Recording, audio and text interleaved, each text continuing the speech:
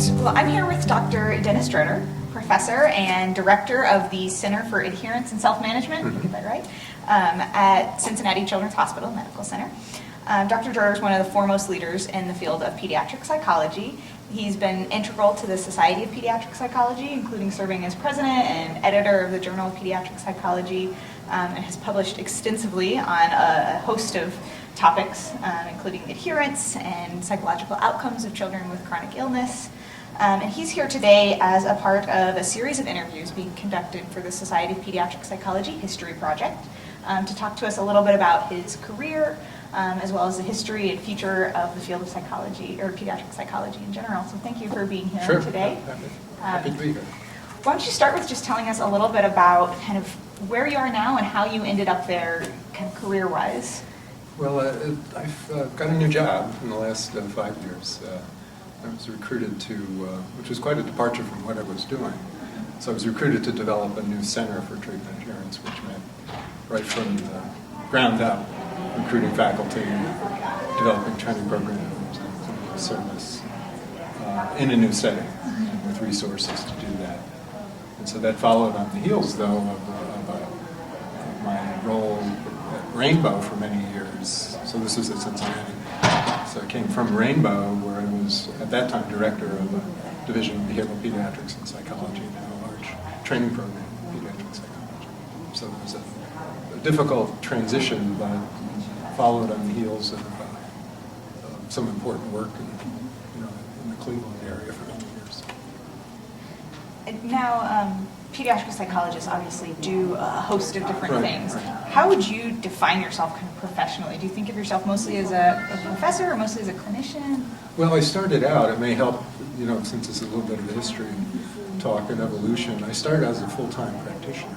I was the first psychologist at Rainbow. That time, one number, inpatient, outpatient, just came to me. And so obviously I was immersed in the field and seeing patients and developing consultation programs, liaison programs, and that was really a lot of my first writing was a clinical. So it's great to see the new journal that's now being developed, because it'll now provide an outlet for all those people who are still doing really some innovative clinical work on new populations. So I started out in a very different place than I am now. So I made it eventually a career to transition to doing more research. And now, at this point in time, I'm pretty much full-time in research and also supervision and mentoring, although I still keep a hand in. We have a new clinical service, and so I work with, which we're evaluating for treatment adherence.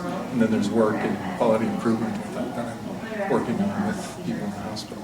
So I've never left clinical context. In fact, a lot of the research that we're trying to do now, currently with pediatricians, really is trying to bring adherence promotion into clinical care that pediatricians are doing. So not just psychologists, but having them do things like give feedback on adherence, treatment adherence to their patients, do problem solving there. Some of the things we've heard about today, we're trying to bring closer to point of care, because I think the future, in part, will lie in what we can bring to the pediatric context and have pediatricians and nurses in the primary care position, or the primary specialty area, do the work. And we still do our work, but it's a different context. I think that leads me really nicely to a question that I've been wanting to ask you about. 30 years ago, you did an interview very similar to this one. Yes. And you talked a little bit about kind of other roles within the medical setting that do similar work as pediatric psychologists, and how it might be similar or different. You talked a lot then about developmental pediatricians. Yeah. Have you seen that develop or change in the last 30 years as far as who else in the medical setting is doing the same kinds of work? Well, that's a good question. I think we've, as a group, carved out what I would consider a rather unique role. While there are certain elements of what we do that pediatricians do, or say nurses do, or social workers do, I think if you look just at this conference, the depth and diversity of what psychologists are doing, and I think that the level of specialization now, coupled with the empirically supported work, I think has put us in to my mind, even a more unique position than we were 30 years ago, in the sense of, because we can claim, because we have the empirical basis for the work, And we have this incredible cadre of students, which is unlike anything that you'll see in developmental pediatrics. All of whom are really very committed to working in the field. So that's a big difference from 30 years ago.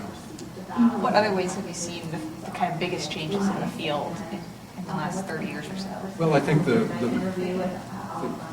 depth of research, the increase in knowledge, the diversity in new clinical programs, the fact that we're still, understandably trying to keep up with there's various kinds of new technologies, medical technologies, genetics, new advances, and the field keeps changing because it's driven by that. But then there's also new technologies for technology's sake. That obviously adherence is a good example of that, where some of the future will lie in really helping patients learn to manage themselves via different technologies. That was obviously unheard of 20 years ago, but now it's au courant, and we just got to figure out how to harness it. Let's talk a little bit more about training. You kind of mentioned that your transition to your new role, you're spending a lot more time working on that. Where do you see kind of the state of the art as far as training new pediatric psychologists? Well, I think we've got a tremendous base with the level of talent and commitment of mentors in the field. And that's really, I think, where it starts. We heard this morning Mary Jo Cup's tribute to her. I thought that was a great example. But you look around and you look at the programs, Kansas, many of them that have this long track record and tradition. So it builds on that, but then a lot of it is really driven by the students, and who will be driven by the students in the future, in the sense of what they're going to be interested in. There's a lot of opportunities. There's also a lot of challenges, funding. We'll talk about that a little bit later, some of the challenges in the NIH climate. But we'll have to be, as we always have been, feel entrepreneurial and really going after those opportunities and being competitive. And I think we're training people in the kinds of programmatic ways that they'll be needed. Scott Powers will be talking about interdisciplinary research. I think there's a premium on team science that's new. Psychologists should be leading some of those teams, and will be leading some of those teams. But it challenges us to have our training models keep up with the future. Has that training model changed a lot since you got your training, the way pediatric psychologists might train now? Well, it's, again, a good, interesting question. I lucked into what turned out to be the first pediatric psychology program that was kind of organized. It wasn't really called that then. It was at Iowa, where it was Leonard Eron, who was a clinical psychologist and Russian researcher. Gerald Solomons, who's a pediatrician, got together and had an NIH. They funded an NIH program that was originally designed to train PhDs, but also MDs, in child development, clinical psychology, and more developmental pediatrics kinds of things. So right from the beginning, we were, as first-year students, we were in an interdisciplinary pediatric clinic where kids from miles around Iowa came with very complex problems. At that time, untreated PKU, blindness, deafness, cerebral palsy, and Gerald Solomons was a great teacher. But we were in a clinic where we were observed by psychologists and other disciplines. It was an interdisciplinary clinic, speech pathology, OT, PT. And so we got to see a lot, but also be observed and getting critiqued on our work done. Ruth came my second year, which was another fortunate, thing that so I became one of his first students, and that obviously helped galvanize my interest in the field. And all of this was in the context of a very rigorous experimental program, psychology program, and so somehow I managed to get away from that. That's one of the reasons I probably started with clinical work first. So that was an example of an initial training program. Now there are many more that are specialized, that are mentor-driven, that reflect more long-standing programmatic. At that time, there wasn't. It was like you're making it up as you went along, because of more research programs. The field was just being named, and as we still are, learning about You mentioned earlier some of the barriers and challenges that we're seeing now, especially in training of pediatric psychologists. Can you expand on those a little bit? What kind of barriers do you see? Well, barriers in part are things like the job market, the fact that it's tight for research. Pediatric psychologists aren't necessarily in charge of their own budgets in different areas. Those are not insurmountable challenges. They're just things that we need to pay attention to. The NIH climate is, funding climate is another example of that. So resources in some ways have always been an issue for the field to kind of think about. On the plus side, in order to meet those challenges, I think we have some very talented students. We also have a track record of accomplishments that I think we should be proud of as a field.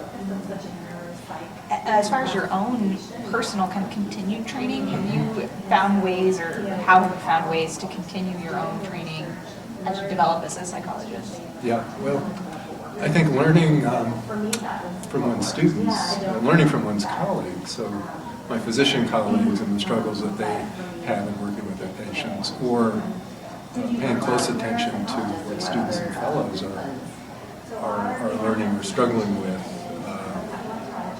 is part of training, as is doing things like the journal, where you're thinking about methods and you're trying to sort of, there's a tension around, okay, on one hand you want to lead the field, but on the other hand there's a whole lot to learn and a whole lot we need to know about. And so I'm trying to learn from, I guess, mistakes in the sense of my own mistakes and other people's mistakes in pushing the field forward, or going into areas that we know little about. That still remains very, very exciting. One of the reasons why treatment adherence is something that I connected with, because we haven't even come close to solving that. I mean, we're just scratching the surface. It's a huge problem. That's just one of a number of issues like that. There's always new things out there to discover. Yeah. Or to be challenged by, or to learn from. So you learn in the course of every day, in part because this works, this doesn't. We did some studies recently where we found both in our clinical service, but then also working with physicians and giving them tools to have them give feedback concerning adherence to their patients, that these tools work in both contexts, but the problem is they only work as long as we're doing them. So the issue of generalizability of adherence promotion findings over, when you think about it across the lifetime of the child, most of the work has been short term. So the future in that case lies in really understanding what are the keys to making this generalizable self-management. So a lot of that will fall to patients and families, but somehow hooking physicians in using technology to kind of unite or have families collaborate with their providers more than they usually do. Have you found that collaborations with other mental health professionals has changed over the course of your career? Well, again, these are good questions, tough questions. Depends on the setting and the people. Again, we'll go back to Mary Jo's tribute this morning. One of the real hallmarks of her career was her ability to make connections across different professions, and I think that's a key for us. There's always going to be turf and territory issues around who does what, but I think the more that we're able to connect with our professions, demonstrate that we're useful, but also that we're in this together, that the bigger issue is really the public health of kids. There's more than enough work to go around. There's more than enough need. And so the question is how we can work together. Now, not every professional discipline necessarily. There could be, or it can be some suspicion because people don't know about.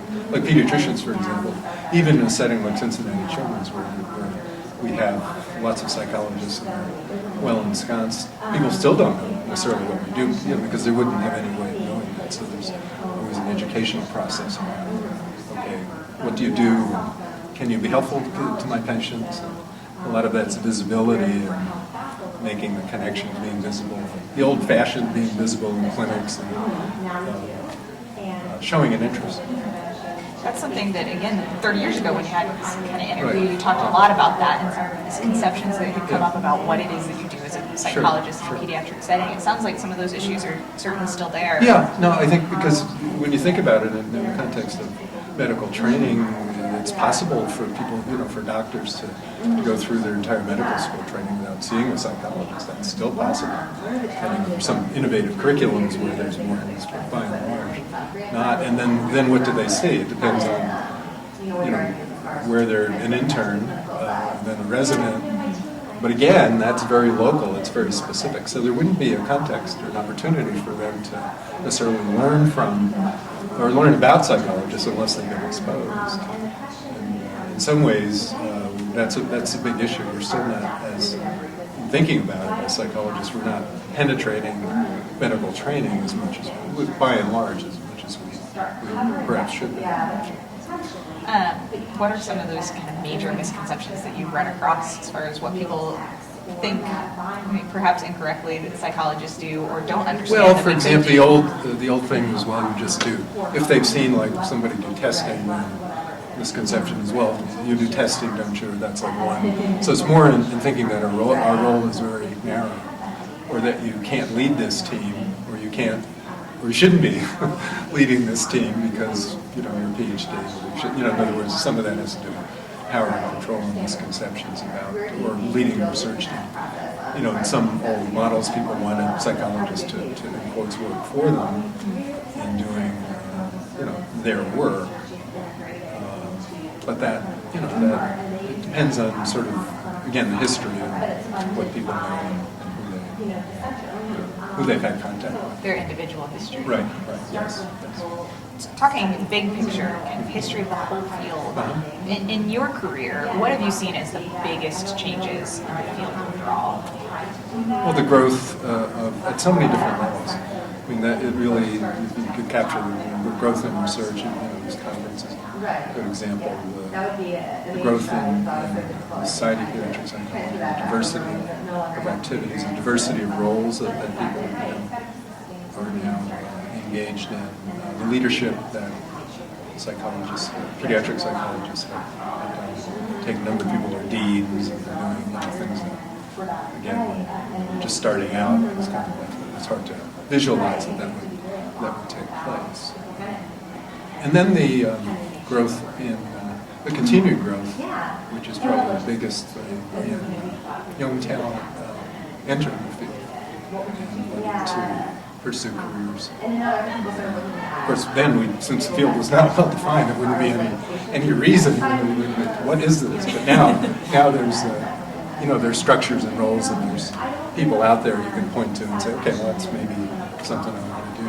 But there's other options too. And that's a big change. It's almost a snowballing kind of effect. The more established it gets, the more established it can get, because people know that it exists. But also it remains diverse at the same time, because people aren't necessarily, they're not doing what their mentors do, which is a good thing. They're breaking new ground. And so it's not like people are, they're not cloning, little examples of leaders. I think they're becoming leaders, but they're, a lot of the talented students are really doing it. They're following it. Do you feel like that goes back to like a new model of training? That it's not this direct doing exactly what your mentor says? Well, I think it's a combination of I think challenging our students, showing what the potential is, but then also making sure they feel and experience freedom in also pursuing their own path. And that's a difficult mix to accomplish that. But if you have, an independent enough and hardworking enough person, it's by no means impossible. So you've talked a lot about now kind of where we've been and the changes you've seen. What do you see as kind of areas for improvement in the field, or what we should be focusing on? Yeah. Well, we're still not doing well with reimbursement. I guess maybe that's not all our fault, but maybe the opportunities may lie in some creative models about joining up with our pediatric colleagues and almost like going back to the future. In some of the early days of pediatric psychology, hospitals funded a lot of services because they just did it. Then there was a time when reimbursement was very good for mental health services. Now it's switched around, but there's certain kinds of services that you can't. Just as one example, you can never get reimbursement for, but there may be certain kinds of services and certain kinds of comprehensive care programs that kids have a right to have. Or kids with cancer are a good example. There's no way all of the needs that kids who are in the throes of, or in families who are in the throes of managing cancer, that they all of their needs can't be demarcated and put in a package that you can put a number on or get reimbursed for.